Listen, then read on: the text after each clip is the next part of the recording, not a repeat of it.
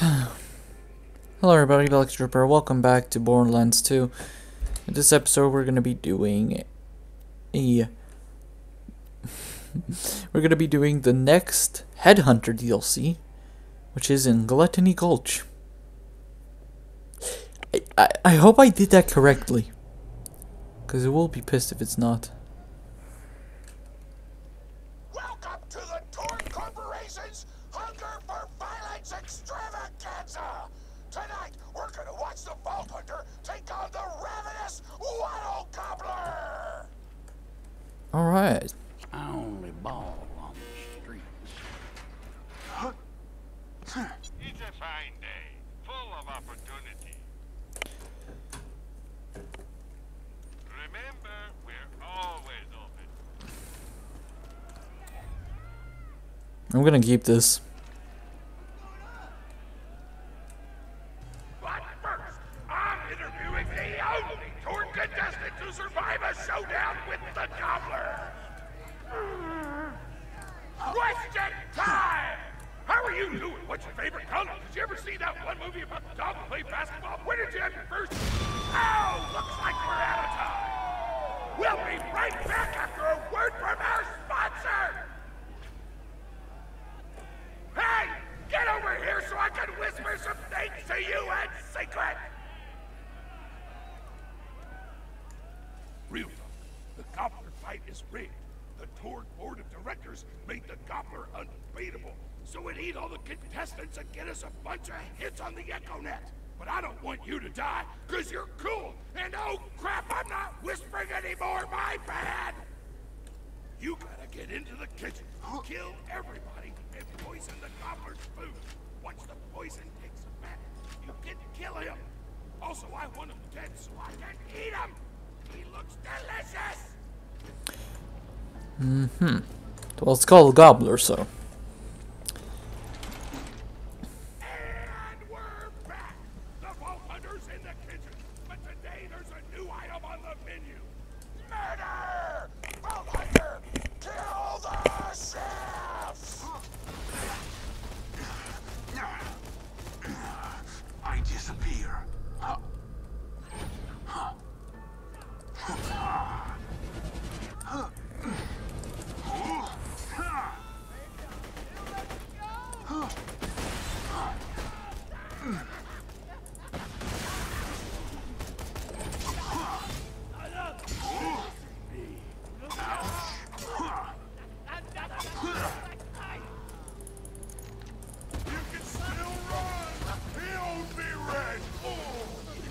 Goudo Ramsay.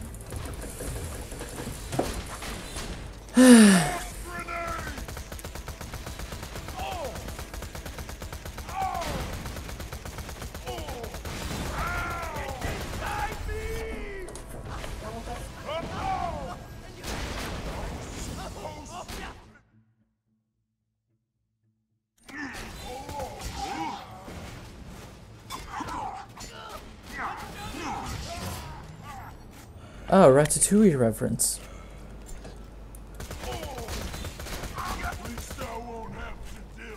Smith here, president of the Tort Corporation. You do well to ignore Torg's instructions if you wish to stay alive. With the chefs dead, we can prepare our own meal for the Gobbler. Get to the freezer! I would rather follow Torg. He never let me down. Damn, that door's locked! Let me activate my remote lock-picking program!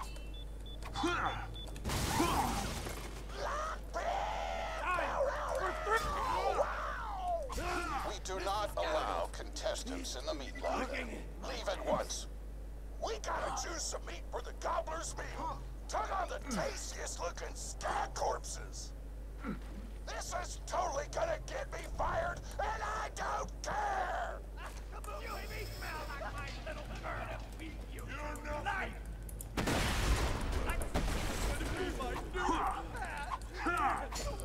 I enjoy that.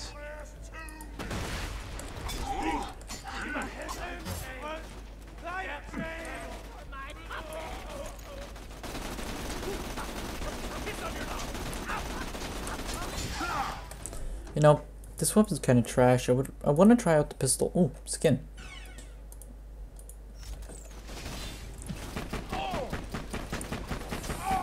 I like where this is going.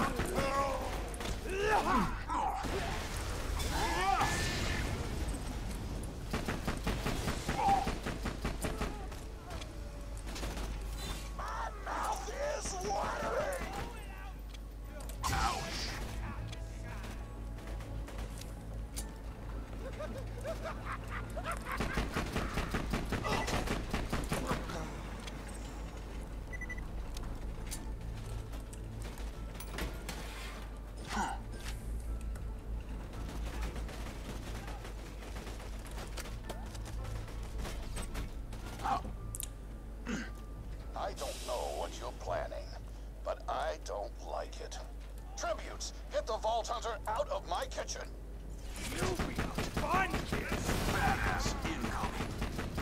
Yeah.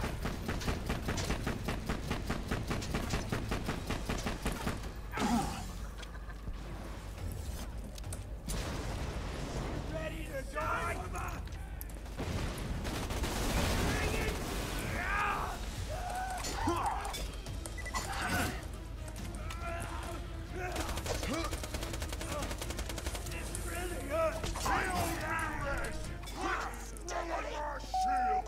Those dudes didn't stand a chance. You almost do laugh at them, then you start laughing because you were technically acting in self-defense, so screw them! Violence doesn't solve anything except for all the things it does! Now to grind up the meat, get to the kitchen! Torg, as president, I demand to know why the hell the Vault Hunter is running around backstage. Just trying to mix things up. Your job is not to mix things up. Your job is to flex your muscles and do air guitar solos, idiot. Words can hurt.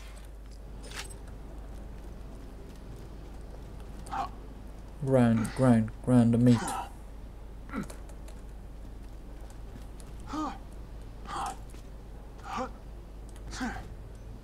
Let's get a grind in. Grinder.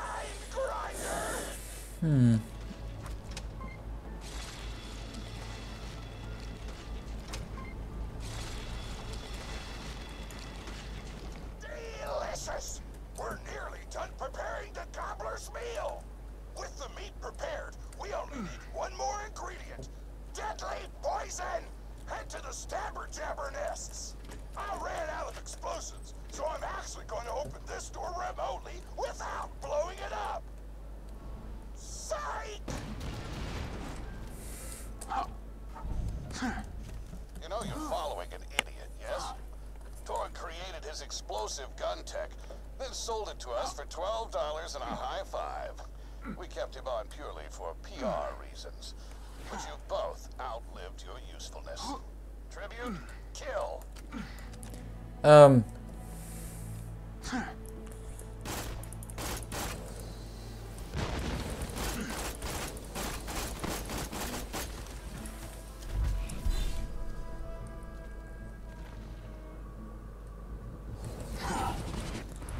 Did you just dodge my attack? That's not what I wanted you to do. Now die.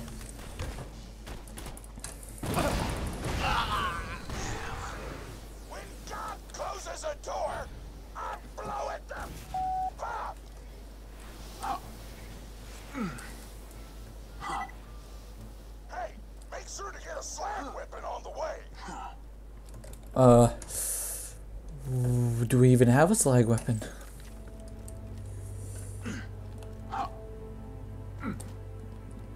Slag?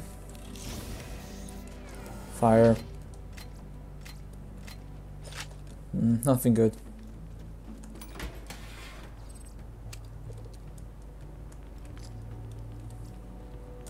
Why loot the dead when you can buy from me?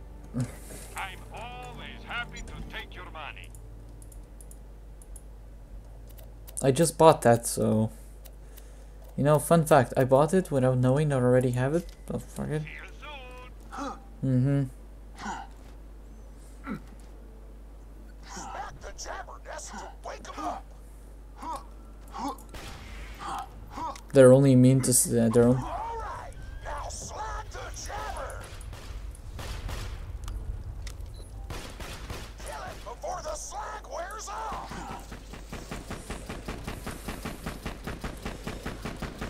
You know, I should do this. Okay, so where's my slag sniper?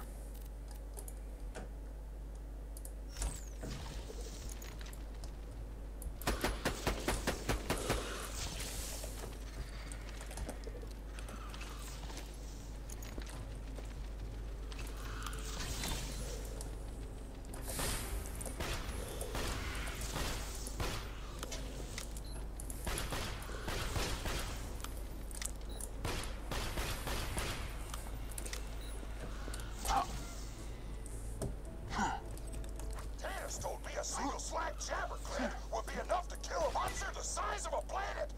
So get a few more.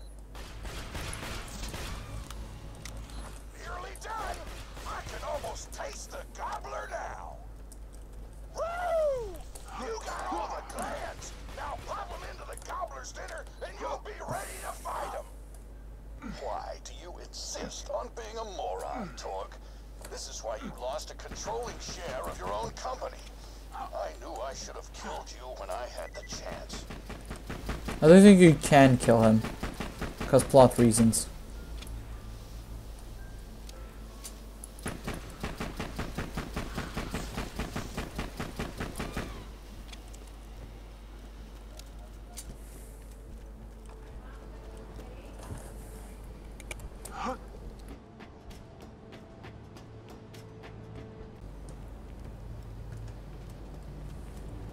Now add the poison glands to the marination vat. Hit that button to marinate the out of that meal.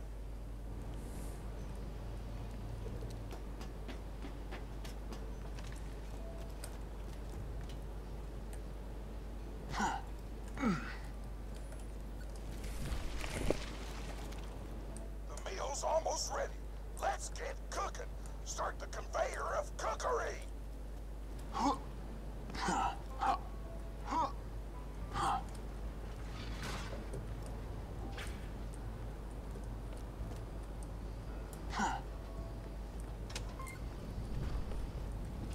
That's it. You've gone off script one too many times, Torg. Today's meal is canceled. Chefs, shut down that oven. We can't stop now. Protect the oven. I swear by my abdominal muscles, I will eat the ravenous waddle gobbler.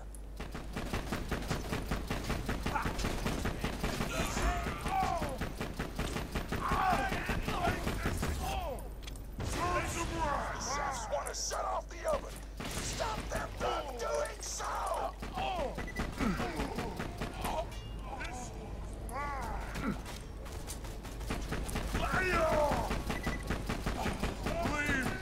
Don't let those food stops destroy our culinary masterpiece.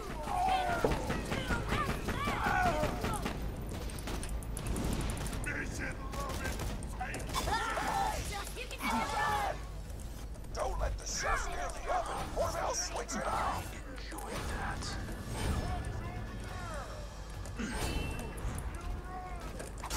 Die. Thank you. I want that oven shut down. I want the Vault Hunter dead. And I want Mr. Torrance head on a plate.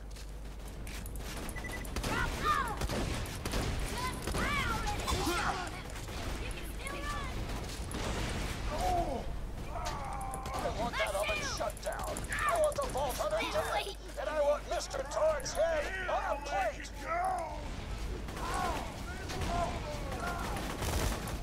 Food's done. Go get it.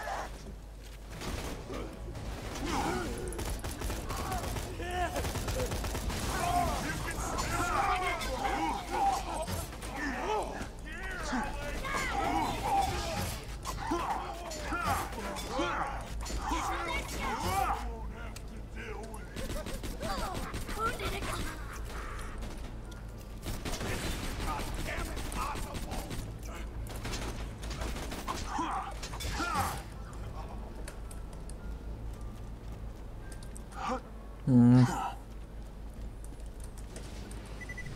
taste buds are aflame with the power of 1,000 nuclear bombs. My mouth is watering so much you could drown a small village in my cheeks. The taste apocalypse is upon us.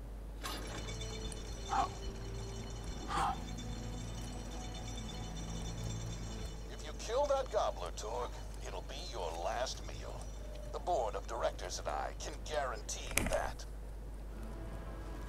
High quality, low prices, and no questions asked. May it help you kill many things. Okay, screw the shield, and now let's go for rifles.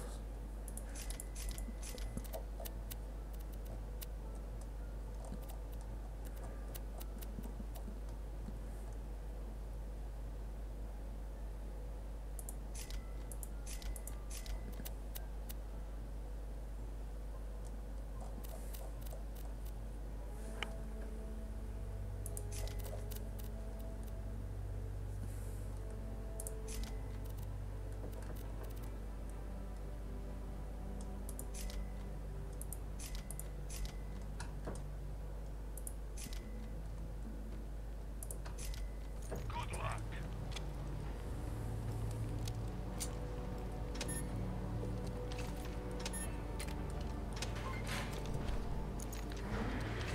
You know why we made the gobbler invincible, Torg?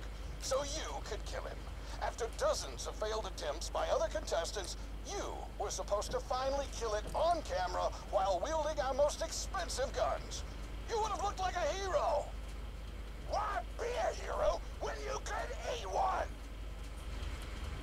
You are the dumbest person in the world. I've paid several other contestants to kill you if the gobbler can't, Vault Hunter. You and Torg will pay for your idiocy. Here comes the ravenous Waddle Gobbler! We've replaced this creature's normal food with poison! Let's see if he notices! He took the bait! Now just don't die until the poison takes effect! Waddle Gobbler!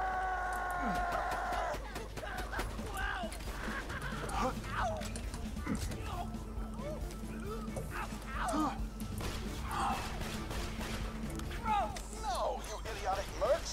Don't shoot the gobbler, shoot the Vault Hunter! The poison's working! It's working! The gobbler is killable! Let the taste apocalypse begin! Okay, let's go with the most well prepared weapon.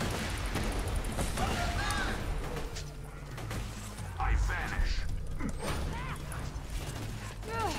This is your last chance, Torg. Call this off, or you're out of the company. Whatever, I'll just work for Moxie and blow things up.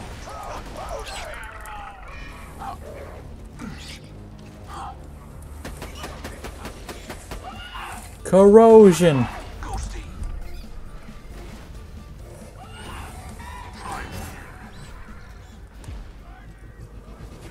I'm gonna eat the out of this thing. This may or may not be involved.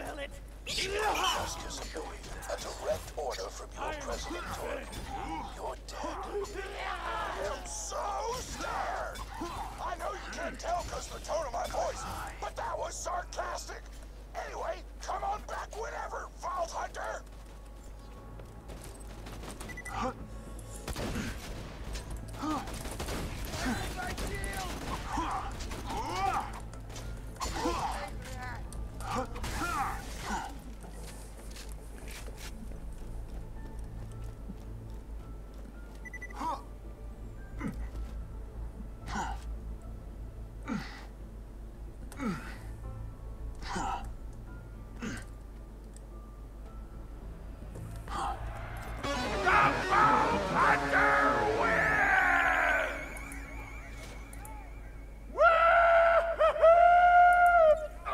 My grandma, pretty big fan of yours. Could you go say hi to her?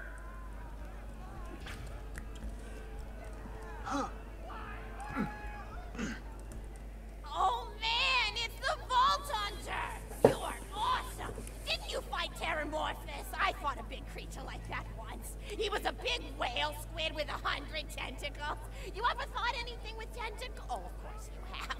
Pteramorphous had tentacles. How silly of me. Now, where was I? I am so sorry. All right, the whale creature. His name was Blowhole the Apocalypse. I called him the Apocalypse for short. And he attacked my hometown of Tsunami's Edge when I was but a little girl. You ever been to Tsunami's Edge? Great town, nice beaches, great food, and the cost of living is just so low. Even being a single grandmother and working part-time at a scat meat processing factory, I was still able to provide for little Mr. Torg. We may not have been able to afford the finer things in life, like food, but we got by. After all, Mr. Torg and I didn't have anything but one another after that horrible gas leak blew up the iridium mine, killing my son and his lovely wife. From that day onward, my little Mr. Torg vowed to conquer explosions themselves in an effort to avenge his fallen parents, and... oh man, I forgot what I was talking about. Where was... oh right, the Blowhole the Apocalypse! So anyway, I was wrestling Blowhole to the ground, and I had my bicep curled around his blueberry throat. Blueberry? Sorry, I meant to say blubbery. I've got blueberries on the brain, I guess. I grow them in my backyard. Mr. Torg helped me plant them. Thanks again for that, grandson. I love you, Grandma. I'm gonna lie. Anyway, This I is have common my reaction. bicep around his blubbery throat, and Mr. Torg starts crying because he really likes whale squids and he doesn't want to see me hurt one. They are the princes of the ocean. So I let the whale go after giving it a punch in the eyeball so he'll remember me, and it swam away into the ocean. And then I had Mr. Torg drive me to the ice cream parlor. He got me Rocky Road, because Rocky Road's my favorite. I'm extremely partial to the way the marshmallows act like little landmines of flavor amidst the battleground of chocolate. What's your favorite flavor of ice cream? Is it pistachio? I bet it's pistachio. Oh, that reminds me! You'll never guess who I saw today! Pistachio the Amazing! He's a magician who studied under Crazy Earl, so he's got that weird mustache, you know, but I saw him make a rack hive disappear. A whole rack hive! I said to Mr. Torg, Mr. Torg, wasn't that amazing? And he said, yes, it was, Grandma. Didn't you say that, high five? You remember saying that? I remember, Grandma. And we stood in line afterward and got his autograph, and I thought I had it somewhere around here, but it's probably in the attic. I really ought to go up there and clean it out one of these days. I have so many little keepsakes up there. Are you... you're paying attention, right? Yeah. Hey, what's my favorite flavor of ice cream? Oh, so you are listening. How wonderful. You're an even better listener than my old pet rack, Beasto. Beasto was such a sweetie. You ever had a pet rack? If you could tame them, they are the sweetest pet you'll ever have. He used to just sit on my shoulder and bite chunks of flesh out of my neck to pass the time. I still remember the way he used to tweet. He went, tweet, tweet. It was so cute. I had a conversation with him once. I said, Mr. Beasto. He liked being called Mr. Beasto. It made him feel like an aristocrat. I said, Mr. Beasto, you're looking very cute today. And he said, oh, thank you. That's so nice. Or he tweeted in a way that made me know that's how he felt. And then he lowered his little head like he was taking a bow. It was adorable. Aww. Beasto was my third pet rack. First I had Woody. He got hit by a train. Then I had Anita. She got shot up trying to take vengeance on the train that killed Woody. And then I found Beasto making little poops on the windmill outside our house. After Mr. Torg and I wrestled her to the ground, I did a flying pile driver off a nearby tower tree. Got him straight in the spine and brought him down. We brought him in and fed him some skag steaks until he decided he loved us. I still miss Beasto sometimes. He just died of old age. Racks don't live much longer than a few years, but I treasure the time we had together. Poor Mr. Torg. When Beasto died, he cried for a week. The kids made fun of him at school, but I told him not to pay them any mind. Being in touch with your emotions is not a character flaw. That's right, high five. Is something wrong? You look confused, Vault Hunter. Oh, you probably haven't heard anyone call Mr. Torg high five before. Yeah, pretty much. The world may know him as Mr. Torg, but the Flexingtons always refer to him using his middle name. It's a Flexington family tradition, after all, to use your grandfather or grandmother's name as your own middle name. And my husband, High Five Flexington, God rest his soul, was the best grandfather Mr. Torg could have asked for before he passed. He taught Mr. Torg dang near everything he knew about firearms. Without High Five's teachings, I don't think the Torg Corporation would exist at all. Gosh, I still remember the first gun Mr. Torg tried to make after his parents died. A Jacobs shotgun with a stick of dynamite attached to the barrel. Torg nearly blew his face off, but he got up, dusted his mustache off, and swore that by the time he reached the age of 11, he would make a gun that fired explosions without killing the operator. And by golly, he did! It took a couple of dozen prototypes before he got the right combination of gun parts and explosives right. But once he did, woo-wee! I'll never forget the plume of smoke that used to be in my neighbor's homestead. They were jerks though, so it's okay. Gosh, I've been talking your ear off for some time, haven't I? It's so kind of you to listen for this long. I've taken up too much of your time already. Please don't feel like you have to stick around any longer. As a matter of fact, take this for giving this old woman some company. Woo! Nice. You're even more attractive than Mr. Torg said you were.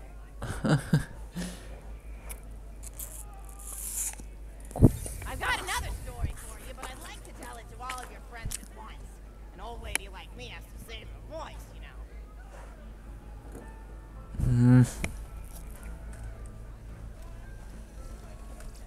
Oh, you still want to talk with me? How incredibly sweet of you. Say, you'll never guess who I saw today. Captain Scarlet. She was robbing my retirement home with a few other brigands, and I recognized her from her wanted poster, and I said, "Oh, hey, you fought the Vault Hunter, didn't you?" And she bowed all elegantly and said something like, "Indeed I did, madam," and said that you were really good at fighting, and that you beat her fair and square. She didn't seem to harbor much of a grudge about it. Nice girl. You should think about meeting up with her again if you're not shacked up with anybody, you know? I mean, of course, you probably are. Gorgeous hunk of a Vault Hunter like you. I bet you're beating away suitors left and right. Look, you're blushing. Oh, I could just eat you up. Mr. Torg was so scared of trying to get a date for such a long time. He used to go to parties in high school and just stand in the back without talking to anybody. I am an introvert! I tried to tell him, I said, don't worry about chasing love. If you chase your dreams, then love will follow. See, that's the thing people don't get. You watch Echo films and they're just awful. They teach you that the only way to be with someone is just to pursue them over and over until they decide they like you. In reality, you know when you like someone almost immediately. You can't really convince somebody to fall in love with you. You just look like a stalker. But if you do things that you're interested in, like making guns that explode or killing mercenaries, then people will see that confidence and skill you have and they'll be attracted to it. But there's always a fine line between that kind of confidence and narcissism, you know? There's nothing worse than somebody who wants to be famous. I remember when Mr. Torg first sold his weapons tech to that board of directors, he was pretty egocentric for a while. Taking pictures of himself and posting them to the EchoNet all the time. Trying to hobnob with every celebrity that used his weapons. He came back home one day with a supermodel under each arm, and I said, "Mr. Torg, what are you doing? You've lost sight of who you are. It's been weeks since you actually created a new gun," I said. And it was true. He'd been more obsessed with being well known for doing something great than with actually doing something great. It was a dark point in my life. Thankfully, High Five listened to me and got to work on what would eventually become the Kerblaster. You a fan of the Kerblaster?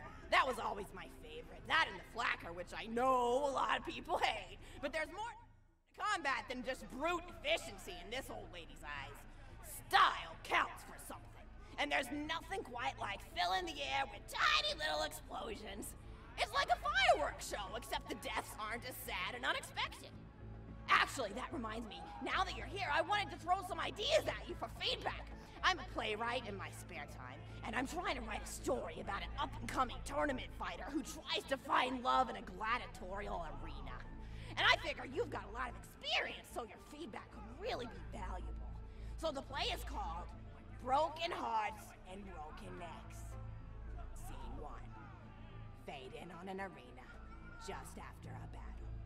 Body parts litter the stage. A lone warrior stands in the middle of the stage, a spotlight illuminating her blood-stained armor. She stands, holding her sword triumphantly aloft. Valkyrie. Is there no warrior who can challenge me? Must I be destined to spend my life as the strongest, the bravest, the most invincible warrior this galaxy has seen? For I am Valkyrie, scourge of the gladiatorial games! Exultant Valkyrie, as she shakes her head in despair. From stage left enter Nodon, a janitor with a heavy heart and an even heavier conscience. He begins sweeping the body parts into The peaceful stillness penetrates my whole being. It's so very until dull. melancholy overtakes him. He drops his push broom to the floor and falls to his knees before delivering a heart-wrenching soliloquy. Nodon. The blood cannot be washed away. Not before and not now. Even as I attempt to escape the past, which haunts me still. Must I live forever as a fraud, sweeping up the trash of others to hide my shame and avoid my pursuers? Must I forever remain on the periphery of joyful combat, ever watchful but never participating? Then, with the clatter of armor, Valkyrie re-enters from stage right. Valkyrie. Good morrow, lowly janitor. I heard a noise and thought it worth investigating. Nodon. Oh, great Valkyrie, 'twas nothing but the wails of those souls you released from their bodies tonight. Souls that wail in agony as they fly upward to Valhalla. Valkyrie. Fools! What have they to wail about? Their agonies are over, ended at the point of my sword. Mine, however, have only yet begun. For it is lonely at the top, and an unchallenged life is a boring one. Nodon aside. If only I were able to tell her my true identity, I would give her a fight she would not soon forget. Back to Valkyrie. Yes, ma'am, boredom is the true tragedy. May you one day find challenge in combat. Stooping, Nodon picks up a giant two-armed bastard sword with almost no effort. Valkyrie aside. What is this? Excellent, Nodon. Stage left. Valkyrie. What strength this janitor possessed? Who is he to pick up a bastard sword with but 2 fingers? What hidden power does he hold? What secrets does he keep? I will endeavor to uncover his past, in the hopes that our swords may cross in battle! Exeunt, Valkyrie. End of scene 1. Scene 2. The interior of the governor's house. The table is set with myriad teas and biscuits and... Oh, I'm so sorry. I didn't even ask you for the feedback on the first scene. Did you like it?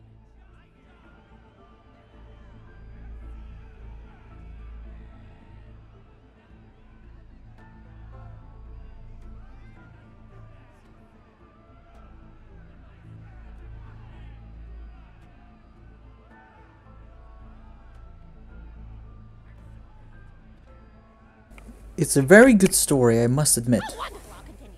Scene 2. The governess enters from stage left. Governess. I refuse to respond to these absurd accusations. Her husband looks at her quizzically. Governor. And what accusations may those be? Governess. Actually, you know what? I don't think I'm ready to get feedback on the play yet. But what about you? What are you up to? Tell Grandma Flexington all about it. I bet you've had some amazing adventures. Mr. Torg told me about the time you all played bunkers and badasses together. He said it was one of the most fun and welcoming experiences of his life. Grandpa! You're embarrassing me! Sorry, sweetie, but really, you and the Vault Hunters are his first real pals. It wasn't easy for Mr. Torg to make friends at school when he had facial hair at age 8, pecs at 8.5, and dead parents by age 9. People found him intimidating. But I told him that he should be thankful for the fact that he looks different. Anyone who wouldn't be friends with you based on appearance wouldn't be a very good friend anyway. But he really does like hanging out with all of you. Most people these days want Torg to pose for pictures or blow something up by flexing at it. It's not often he gets to sit down and play games with people. Oh, speaking of games, did you play Going Back to the House yet? It's a new echo simulation about exploring a log cabin you lived in when you were a kid. There's no violence or anything. You just walk around looking at cereal boxes and remembering people you made out with. I really like where echo sims have gone in the past few years, don't you? There seem to be a lot more of them with interesting things to do beyond shooting people, and the writing has gotten so tight and concise. For instance, did you ever play The Samurai's Marker? The whole game's story was delivered through haiku. Did Zero write it or something? No, I'm just joshing. I know you're too busy for that. But oh yeah, I was playing at the end of the pointed gun last night on my Echo Sim player, and wow, is that funny. It's about a guy who punches people and smacks himself in the face with doors. Easily one of the best punch-related comedy sims ever. But oh, I'm really looking forward to this game called Robot Hunter Assault Squadron, which is this big randomized survival game about throwing bottles at trees and accidentally scaring birds. In the demo version, I scared a bird so hard it died. 10 out of 10 in my book. But what kind of things do you do for fun? You play any sports? You look like you might be into some of the more extreme stuff, like spine hurdling or psycho head volleyball. I knew an athlete a lot like you when I was younger. Her name was Nijo, and she was especially gifted at the giblet toss. That's an old pastime we had back when I was younger. Idea was you punch a convict, and then see how far you could make their viscera fly across a big field. You got points based on distance and the size of the viscera. She won the final round of the giblet toss championship by getting a left eyeball to cross the 300-meter mark. They said she was juicing with iridium, but I think they were just angry that she dethroned the reigning champ, misogynistic Jeff. People really liked him for some reason. Hey, what's your favorite food? Mine's burgers, personally. People look at you like you're a pleb or something when you say you like burgers, but just think of all the things you can do with them. You can change out the patty, play around with the toppings, change what sides you have. You ever have a burger with veggie chips? Gosh, I all but forgot about fries for about a year after I discovered the veggie chip combo. And I'm not a vegetarian or anything, but those veggie patties they make on the more upper class worlds are crazy good. Better than real meat if you cook it right. Mr. Torg tried to be vegetarian once after he saw a fluff bear get run over by a truck. How long did you last again? 12 seconds! Barely even finished the word vegetarian before he lunged at a skag chew I was holding in my left hand. Nearly lost a finger. Granted, he's always been partial to skag chews or skag bacon. Don't know why, since I always felt like skags tasted like old tires and vomit. But to each his own. Taste is a funny thing. People say your taste buds get more refined as time goes on, but they actually get worse and worse. So when Mr. Torg used to refuse vegetables as a kid, it's because he was actually tasting how awful they were. When we old folks eat vegetables, we're only okay with it because we can't taste all the gross vitamins and stuff. Granted, vitamins are what have kept me going for as long as I've been going. You get enough B12 in your system and you can headbutt a freight train without so much as a bruise. That reminds me, I need to get my pills ready for the rest of the week. I have one of those little metal containers split into different sections for each day. It's really helpful. And the sides are sharp enough that I can use it to ward off burglars if I need to. What else do I have to do this week? Probably head to the bazaar, pick up some frozen spider and flanks. Gotta bring my coat though, because it gets kind of chilly in the freezer section. What else do I need? I need Schwartzman's candy drops.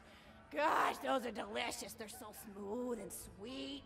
Just thinking about them, I could go for one right now, couldn't you? Do you think you could go find me one?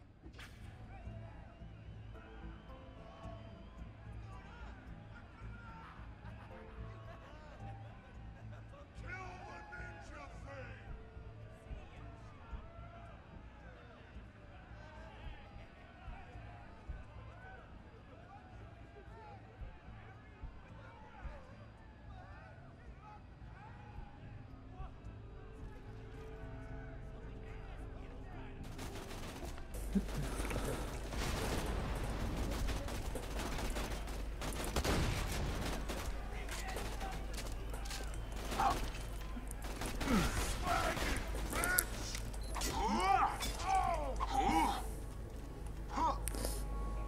How long was I out for? I actually fell asleep.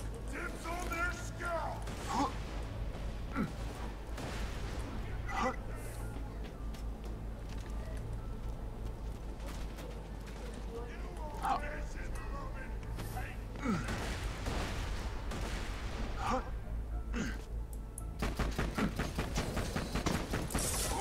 Lost my shield!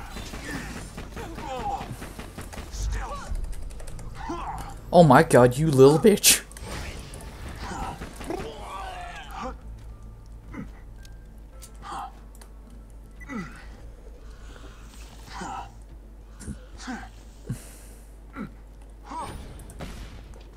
That's a swordsman candy drop. Grab it for me, will ya? Oh, I can taste it already. Badass. Looking at me.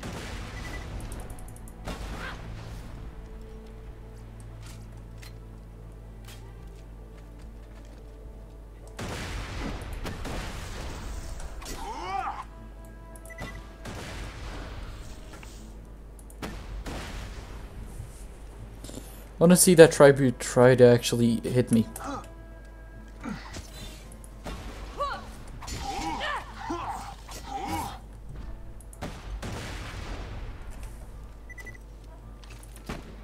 One shot.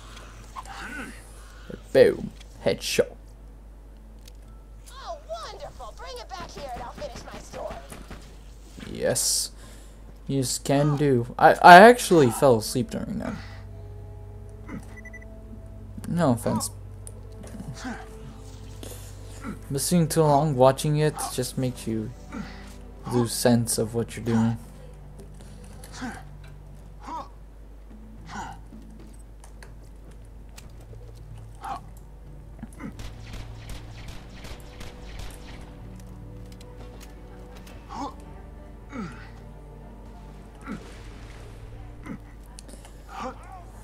Leave us alone.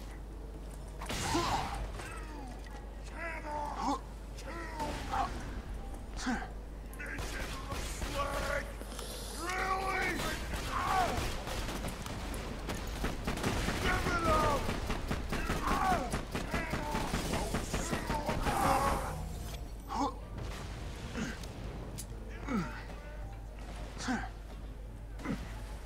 Friendship is awesome. Nice.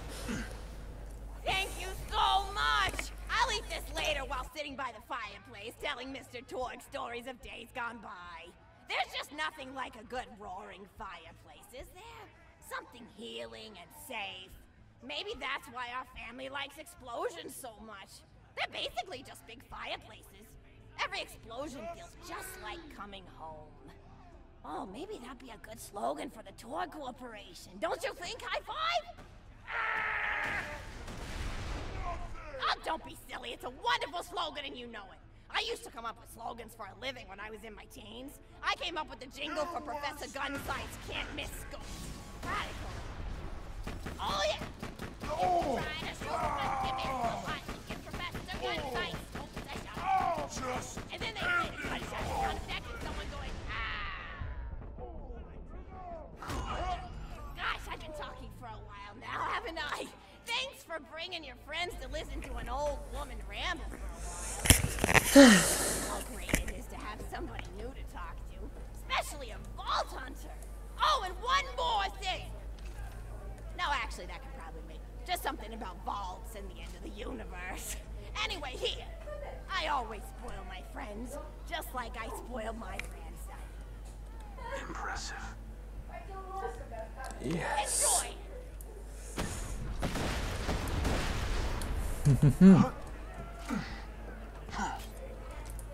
Conversation! Aw, that is cute.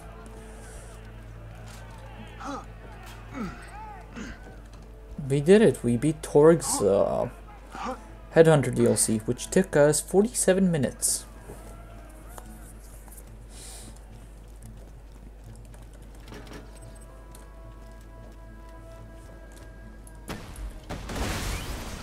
Alright, so that's my video. If you want to see more, leave a like, comment, see you on the next video, which I will be doing the next Headhunter DLC. Goodbye.